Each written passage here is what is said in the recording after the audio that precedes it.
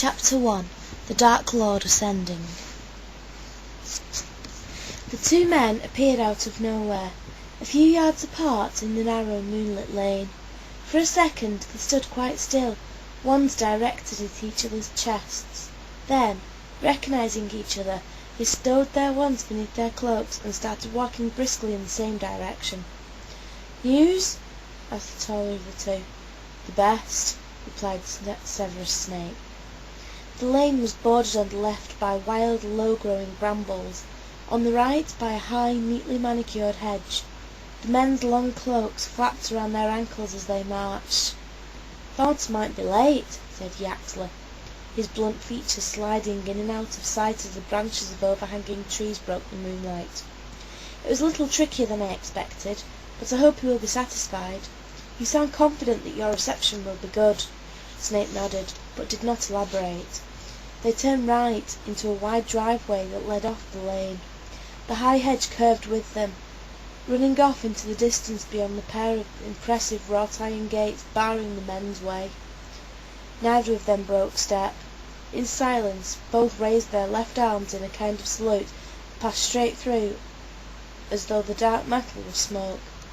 The yew hedges muffled the sound of the men's footsteps.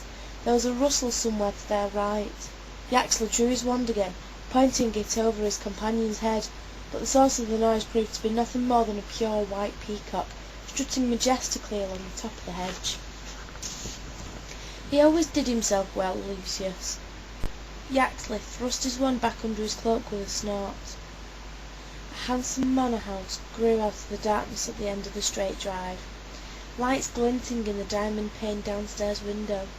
Somewhere in the dark garden beyond a hedge, a fountain was playing. Gravel crackled beneath their feet as Snape and Yaxley sped towards the front door, which swung inwards at their approach, though nobody had visibly opened it. The hallway was large, dimly lit, and sumptuously decorated, with a magnificent carpet covering most of the stone floor. The eyes of the pale-faced portraits on the wall followed Snape and Yaxley as they strode past. The two men halted at a heavy wooden door leading into the next room, hesitated for the space of a heartbeat, then Snape turned the bronze handle. The drawing room was full of silent people, sitting at a long and ornate table. The room's usual furniture had been pushed carelessly up against the walls. Illumination came from a roaring fire beneath a handsome marble mantelpiece, surmounted by a gilded mirror. Snape and Yaxley lingered for a moment on the threshold. As their eyes grew accustomed to the lack of light, they were drawn upwards to the strangest feature of the scene, an apparently unconscious human figure hanging upside down over the table, revolving slowly as if suspended by an invisible rope, and reflected in the mirror in the bare, polished surface of the table below. None of the people seated underneath this singular sight was looking at it except for a pale young man sitting almost directly below it. He seemed unable to prevent himself from glancing upwards every minute or so. "Yaxley! Snape!" said a high, clear voice from the head of the table. "You are very nearly late." The speaker was seated directly in front of the fireplace, so that it was difficult, at first, for the new arrivals to make out more than his silhouette. As they drew nearer, however, his face shone through the gloom, hairless, snake-like, with slits for nostrils and gleaming red eyes whose pupils were vertical. He was so pale that he seemed to emit a pearly glow. "Severus here," said Voldemort, indicating the seat on his immediate right. "Yaxley, beside Dollhouse." The two men took their allotted places.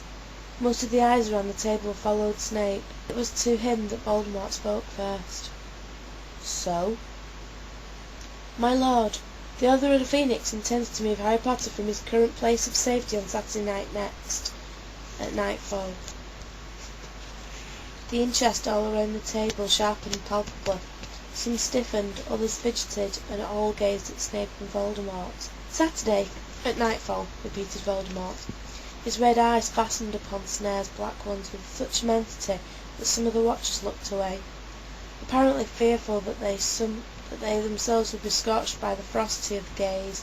Snape, however, looked calmly back into Voldemort's face, and after a moment or two, Voldemort's lipless mouth curved into something like a smile. Good. Very good. And this information comes from the source we discussed, said Snape. My lord. Yaxley leaned forward to look down the long table at Voldemort and Snape. All faces turned to him. My lord, I have heard differently. Yaxley waited, but Voldemort did not speak. So he went on. Dawlish. The aura. Let slip that Potter would not be moved until the 30th, the night before the boy turned 17. Snape was smiling.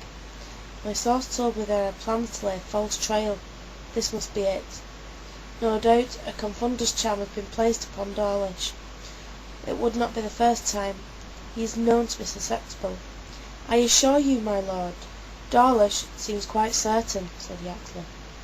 If he had been confunded, naturally he is certain, said Snape. I assure you, Yaxley, the Aura Office will play no further part in the protection of Harry Potter.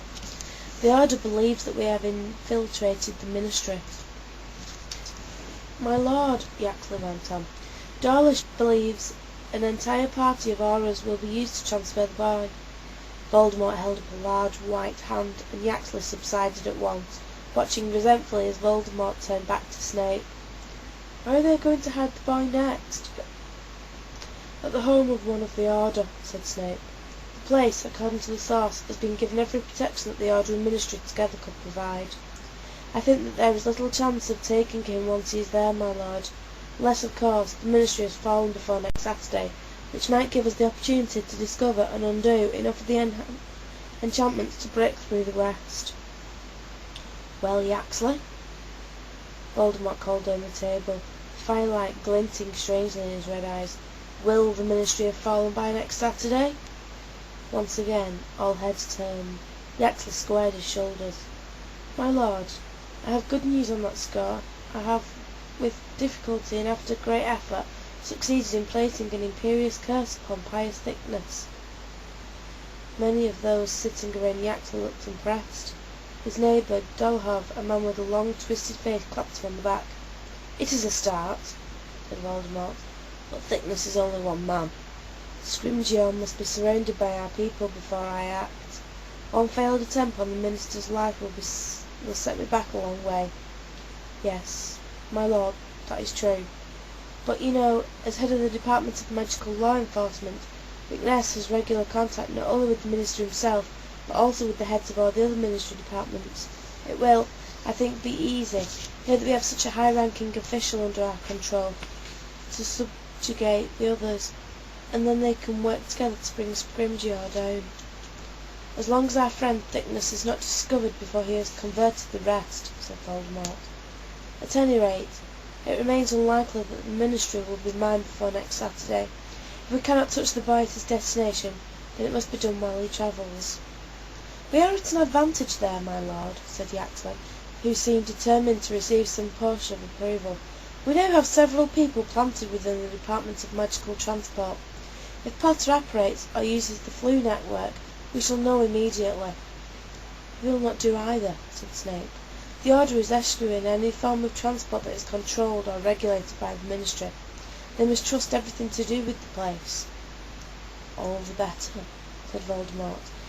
He will have to move in the open, easier to take by far.